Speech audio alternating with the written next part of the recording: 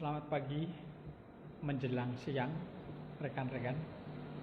Jadi sambil menunggu pemasang iklan untuk touring, stiker di mobil, iklan bersama di TV, di koran, juga untuk iklan-iklan baik yang bergerak maupun tidak bergerak. Ada baiknya kalau kita ini ngobrol ya, ngobrol yang asik tapi sederhana. Nah, kali ini saya mengambil sebuah topik pembicaraan yaitu manusia. Kita sering mendengar kata manusia, tetapi kadang tidak mengetahui ya, atau belum secara terperinci mengetahui apa yang ada dalam diri manusia itu sendiri. Jadi manusia itu merupakan satu ciptaan Tuhan atau makhluk ciptaan Tuhan yang paling sempurna. Karena apa? Karena di dalam diri manusia itu ada kesatuan tubuh, kepala yang kita lihat nih, mata, hidung, mulut, telinga, ya, semuanya, tangan, kaki, tubuh, semuanya lah, perut dan semuanya. Jadi kesatuan struktur fisik organisme manusia itu disebut tubuh. Dengan tubuh unsur-unsur kehidupan yang lain itu tinggal.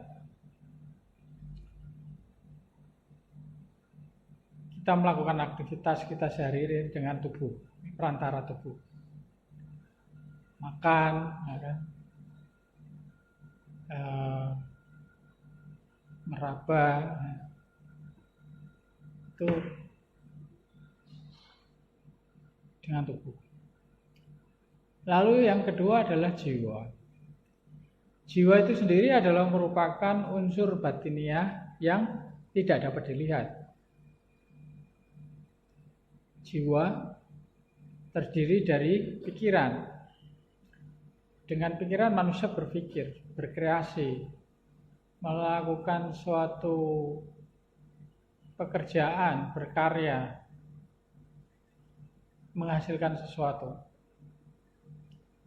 Dengan emosi manusia bisa menyayangi, mencintai sesama, mengasihi orang tua, anak, keluarga. Dengan perasaan, emosi ini, kita bisa mencintai seseorang yang kita cintai dalam tanda petik, kekasih.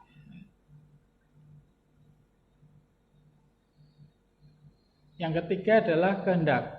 Jadi kehendak ini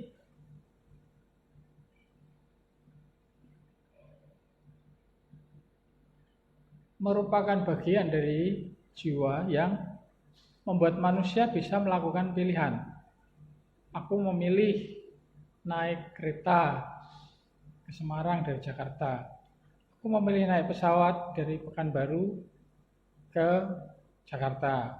Atau aku memilih melakukan touring dengan mobil pribadi dan bis,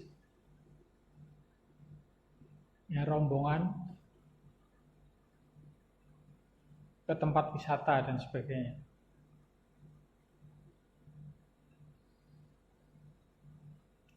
Jadi dengan kehendak inilah manusia melakukan pilihan.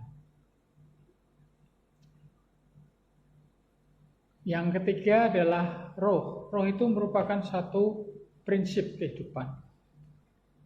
Merupakan satu kesatuan spiritual. Roh adalah nafas yang dihembuskan oleh Tuhan Allah kepada manusia pada karya penciptaan Adam, sehingga tanah liat itu menjadi hidup. Manusia memiliki hidup yang berasal dari Allah dan kembali kepada Allah, kepada Tuhan Allah. Kisah ini bisa dilihat dari agama-agama Abrahamik, ya.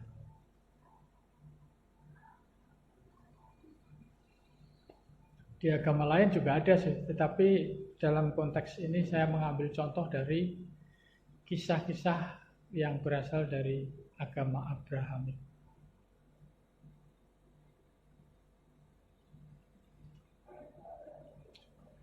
Roh, ya, sebagai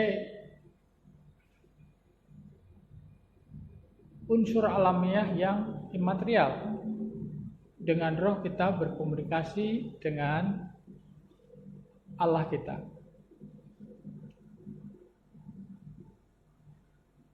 Dan yang terakhir adalah sukma. Sukma ini adalah merupakan suatu tempat terjadinya romantisme pertemuan antara Allah, Tuhan Allah dengan manusia yang menciptakan dan yang diciptakan. Sukma atau kalb atau kalbu atau kolbu atau hati nurani itu adalah tempat daya pikir daripada jiwa yang membuahkan rasa. Di dalam nurani inilah sering manusia itu mendengarkan suara hati, ya. Karena disinilah tempat romantisme dari pertemuan kita sebagai manusia dengan Allah, Tuhan Allah.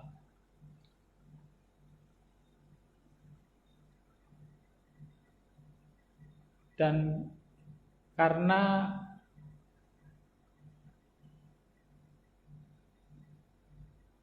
ini merupakan suatu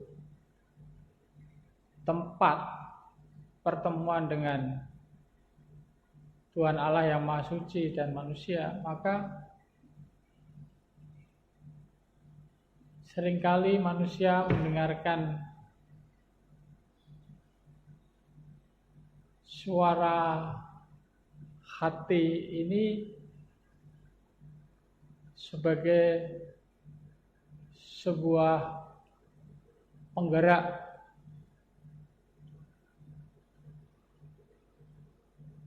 yang membuat seseorang